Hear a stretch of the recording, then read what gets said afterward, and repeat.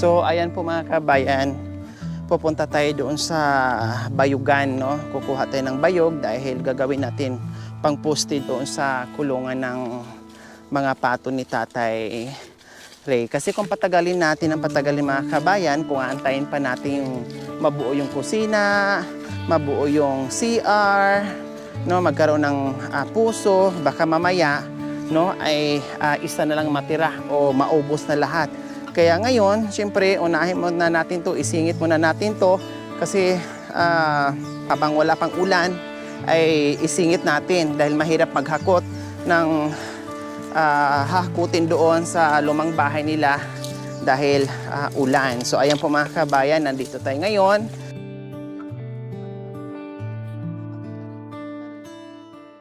Ay, tanukin.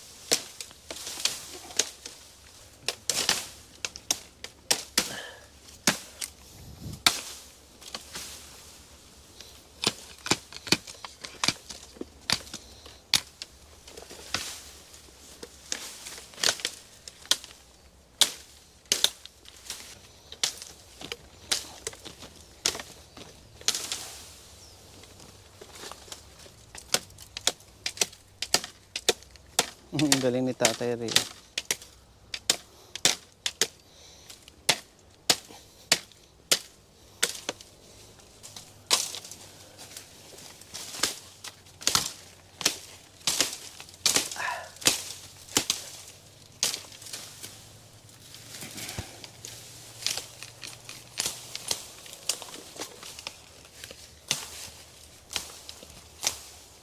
Sana'y ako humawak ng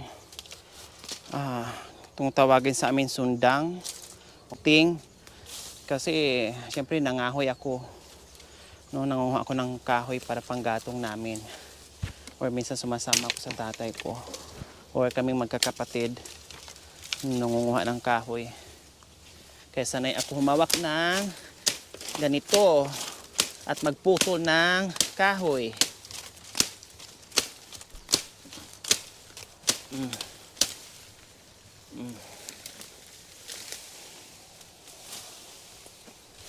Sobrang purol.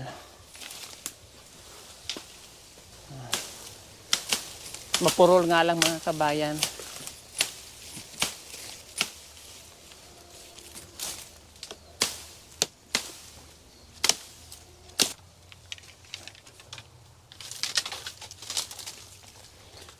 Walang labong. Ay, ayun, may labong. Tatay, pwede ito labong? Pwede, madam. Ayan, Mag-uwi kayo, madam. Yung unang pinagkunan natin mayroon doon. Ito, mayroon pa rito.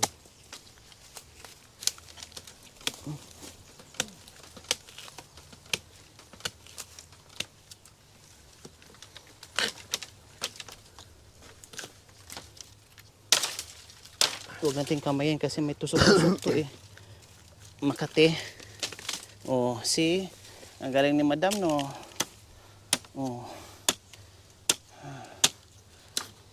Dito pwedeng hawakan yung mga walang tusok-tusok.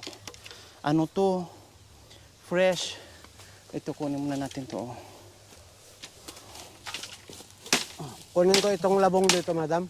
Saan po? Meron po dyan? Dalawa. Ay, sige po.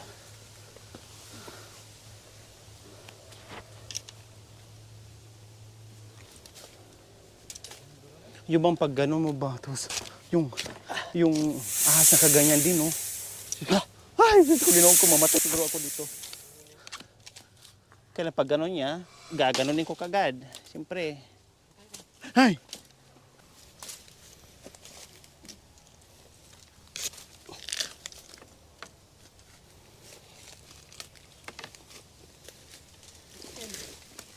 Sarado po tayo. Tara. Data na kayo, oh. Oh, wala yan. Dito ka? Wala yan sa bito. Si Tatay Ray, nasugatan na sumabit sa tinik-tinik ng kawain. Ako wala akong sugat, oh.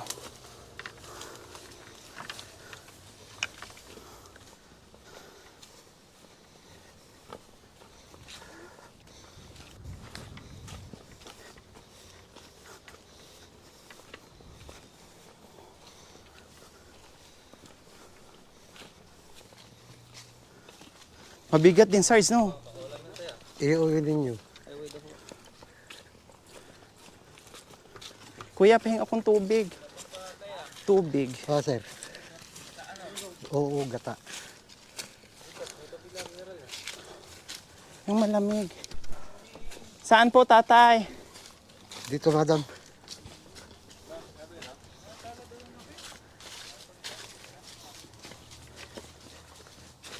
Dito, madam.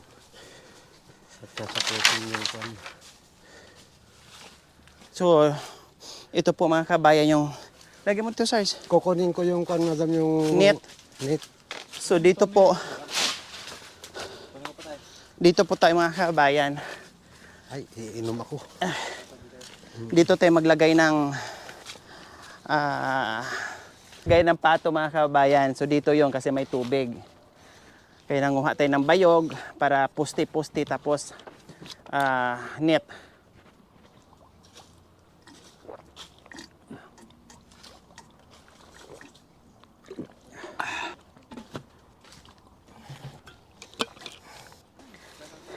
Dati tuwang-tuwa na kami pag may ganito sa amin. Tapos ang ginagawa namin, kami mga bata, ginaganyan namin, yehey! Yehey! Ganon-ganon kami, tuwang-tuwa na. Ito yung car namin noon. Tapos pag napagod, ganon ka lang, pupo ka na. Tatay.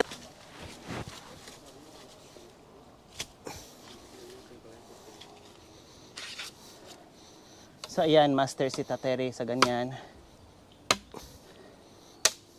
Nandahan po kay Tatere. Kinabahan si Tatere kasi puputulin na lola. Tatere, puputulin na ito ni lola yan.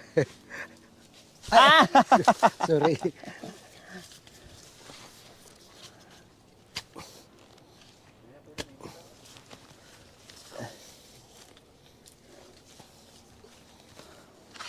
Yan, ganyanin mo.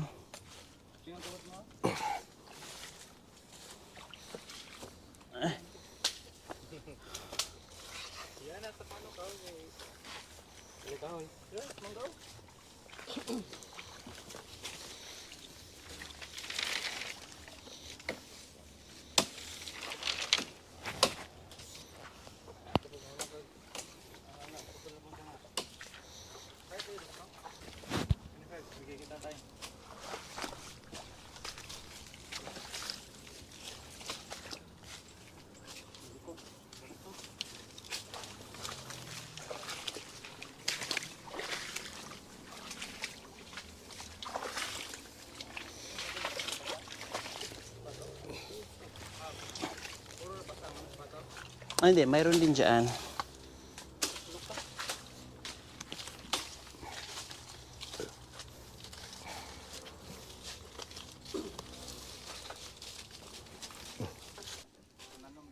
Oh, pag ano na. Ilalim, ha? Oo, unahin mo ilalim. Okay lang, basta pan. Okay lang kasi lagyan naman ni tatay ng ano yan. Lock. Oo. Dito basta higot. Tara mo dito.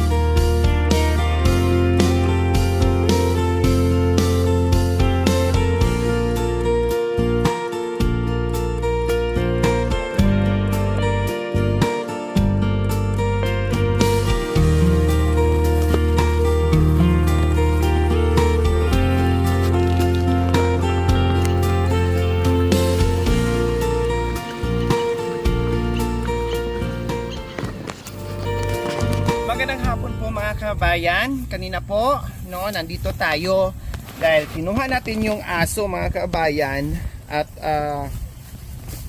yung pusa hindi po natin nadala dahil wala kanina, no, kasi sabi ni tatay ay baka umalis or nasa palayan nanghuhuli ng ibon. So ngayon po mga kabayan, balikan na naman natin yung mga pato kasi katatapos lang yung kulungan ng pato, katatapos lang nating ginawa at ngayon kukunin na natin. So ayan po si Tatay Ray. Diyos ko, hiningal ako sa kakahabol ni Tatay Ray, ang bilis maglakad, talagang sanay na sanay sa pilapil. Okay, so yung mga nagtanong sa atin paano yung pusa, paano yung aso, paano yung pato nila. So ito na yung mga kabayan, no? Talagang hakuti namin lahat, no? Walang maiiwan diyan bukod lang sa lumang kubo nila at mga ibang kagamitan na hindi na mapakinabangan. Iiwan na po yan diyan, no? Pero yung pato, aso, pusa, bibit-bitin namin yan mga kabayan. Sa katunayan, nandoon na yung aso, so sana yung pusa nandiyan na, pati yung mga pato kompleto na kasi syempre ay umaalis yan sila, naghahanap ng pagkain pero umuwi naman sabi ni Tatay Ray. Kailang minsan madilim na umuwi yung mga pato niya, kaya antayin natin makumpleto yung mga pato niya bago natin isako. Tatay Ray, saan po kayo? Talagang lumalaya sila. So ayan, katulad niya mga kabayan, kasi nauna si Tatay Ray sa amin, ayun tinitinan ni Tatay Ray doon kasi pumupunta sila doon sa kung saan maraming tubig kasi alam naman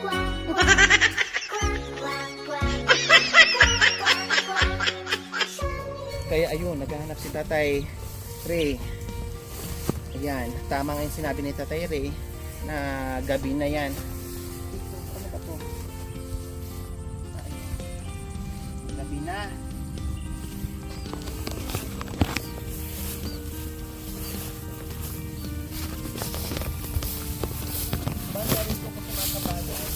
Wala ng tubig pero nakaraan, Diyos ko, para itong nagmistulang dagat na mga kabayan. So ngayon, siyempre lumalayo sila kung saan siguro yung tubig na pwede nilang maligo, no? Ay doon sila. Sanin ko na yung yung pusa, Tatay Ray, nandito na. Yung ibang Pato nandito. yung ibang pato nandito na. Yung size, yung pusa, tingnan mo nga.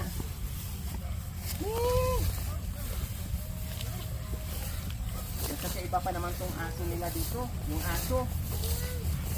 Ning. Yung pusa. Aw-aw. Nandito yung ibang pato.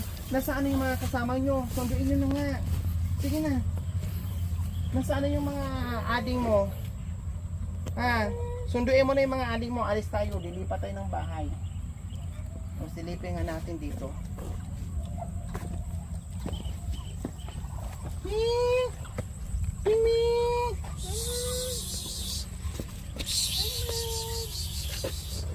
Sige ta.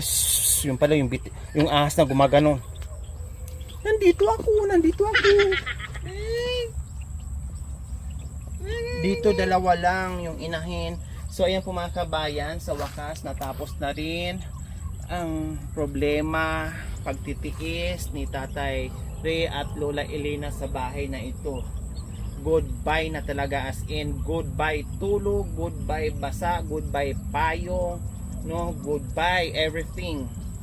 Mga kabayan, nakakahinga na sila, para na sila nabunutan ng tinik, no, para na sila nabunutan ng ngipin na sobrang sakit, no, na pakiramdam nila ngayon sa tulugan nila. Sabi nga ni Lola Elena ay na mahimbing na yung kanyang tulog, no, tanghali na, tulog pa rin siya. Siyempre hinanamnam niya yung tulog, yung hilata niya, yung higa-higa niya, no, talagang napasarap siya. Hindi tulad dito na yung higaan nila na bukol-bukol, Tapos walang kahit malang banig ng mga kabayan, basta yung mga sako na lang na nakapatong-patong, yun yung nagiging bed nila. So doon pa lang hirap na ngayon, maganda na, no, maayos na, pati yung paligid maayos na. Kaya nakita natin kanina yung dalawang mag-asawa, talagang maaliwalas, nagiging masiyahin yung dalawa, nakakangiti, nakakatawa,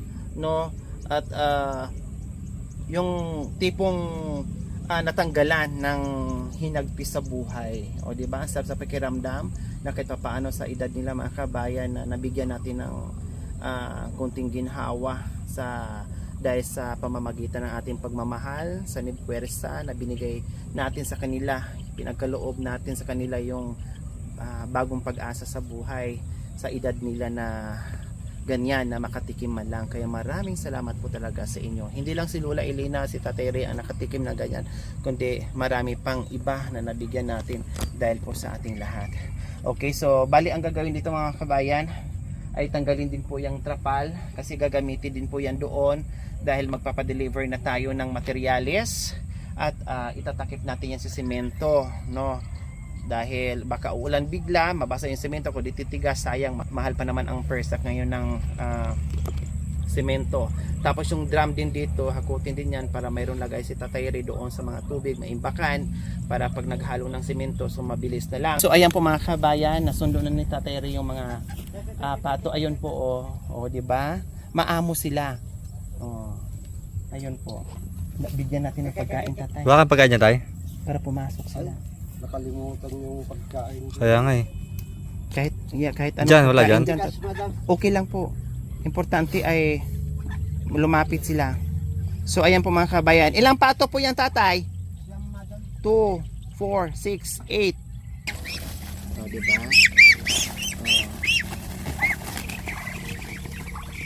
Takot sila oh.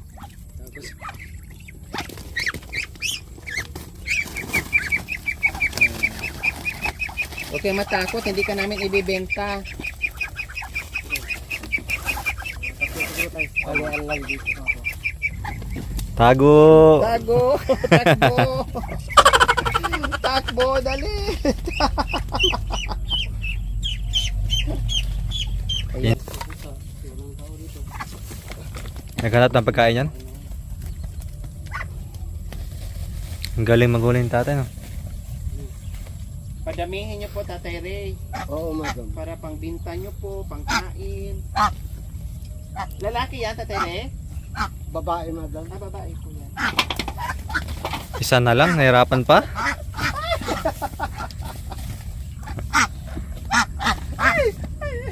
Aki po, Tatay.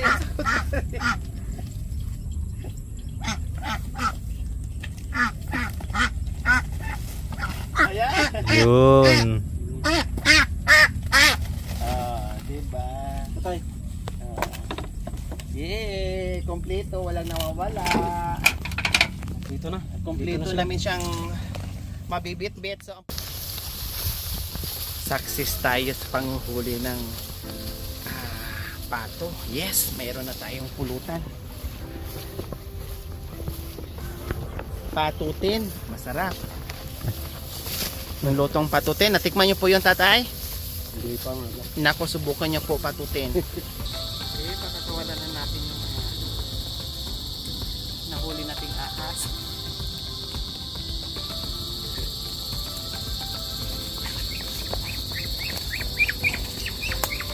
Yay! Ibubuhos lang, madam. Ay, ibubuhos lang. Oo, madam. Ayan po mga kabayan, nakuha na natin at magiging masaya na sila dyan. Hindi na sila pupunta doon, hindi na sila lalayo. Katulad kanina, sinundo pa ni Tatay doon sa ikapitong bundok. No, dahil nakarating sila doon, dahil uminom ng tubig, naglublob, naligo. Dito, nako, nandito na sa mismong kulungan nila, hindi na sila mahihirapan.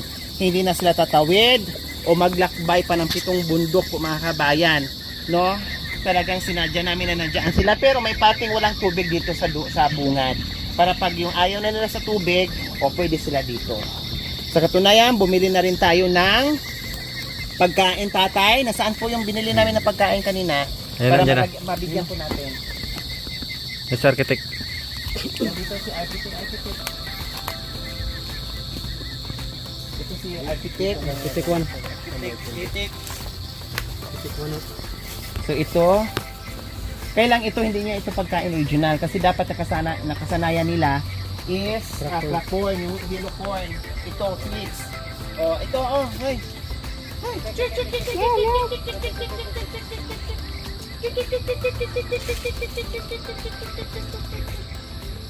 Hindi na pinansiyan yung pagkain kasi nandyan na sila sa tubigan.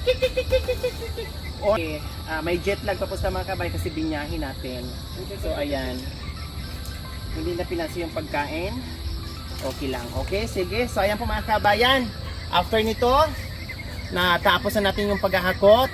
Problemahin na naman natin ay yung pag-deliver ng materials. Ayan. Okay, tara. Ayan po mga kabayan, may ilaw na at magpapaalam na tayo kasi ginabi na tayo. No, hindi na sila madilim. Bye-bye po Lola. Good night po. Bye-bye. Bukas po tayo uli magkikita ha. Okay, bye-bye po Tatay Ray. Bye-bye, mate. Ayan, so mga kabayan, ginabi na naman tayo.